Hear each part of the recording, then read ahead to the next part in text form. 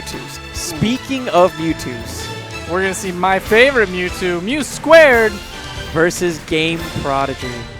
Now, another Rosalina. Oh, whoa. Hang on. Wait. We lied to the stream. We're not seeing Rosalina. Oh my We're not God. seeing Mewtwo. We're seeing Ryu versus Pikachu. And I know that GameProdigy has this pocket Ryu. But the Pikachu? Mew² actually at his first tournament was playing Pikachu until Mewtwo came out. Wow. He definitely has a Pikachu. Whoa. But I want to know what the chain of events was that led to this be their game one. I don't know. Sometimes GameProdigy, you never know what to expect with them. You never know what to expect.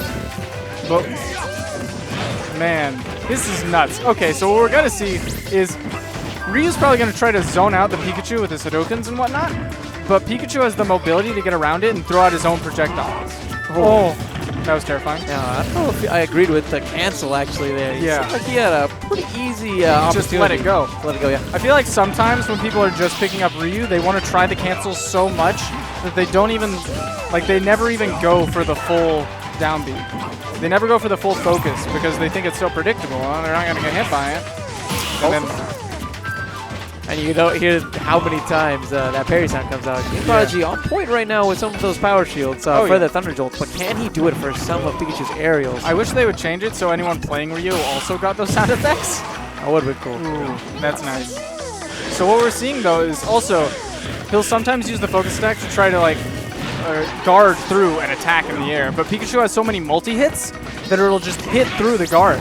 Precisely, those forward airs have been so good this entire match of breaking through the focus. That quick attack, he went over the Flaming Hadouken and straight into Ryu to get more stuff. He just has so much mobility that these Hadoukens are not doing much for controlling the stage. Oh yeah, and then shortly afterwards, Ryu goes straight into that Thunder from Mew². I think if we see one more down tilt, we're going to see a Shoryu. Oh, I mean, He just got down tilt into Tatsumaki, and I think now Pikachu's at 1%. Oh, Pikachu is so short! So short, and GameProdigy was a little bit too high. Gonna be hit by the Frisbee. Oh, goodness. Magnet hands coming in nice clutch. Perfect shield, though. Lined up so nicely for that dash attack afterwards.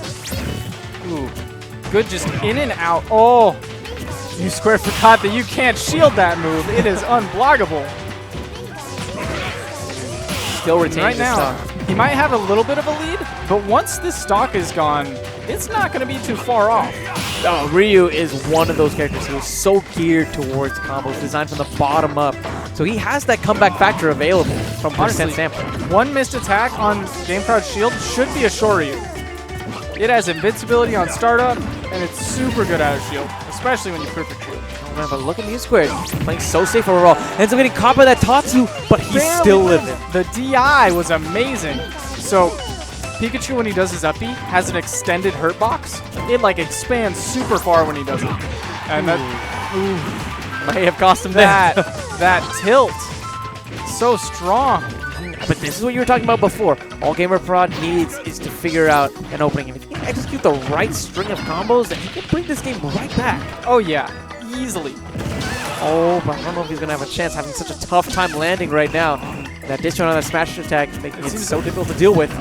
It seems that, he almost had it. Yeah, he didn't have the Thunder connect with it, but the up smash is going to take it. He knew every time GameProd went for those focuses, he was never going to just go for it.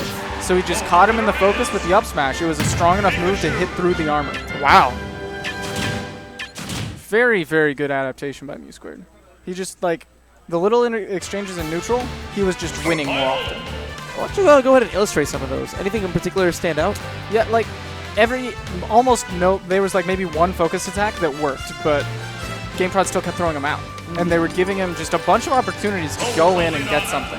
And I don't think he punished the up B out of Mew². He only did it once.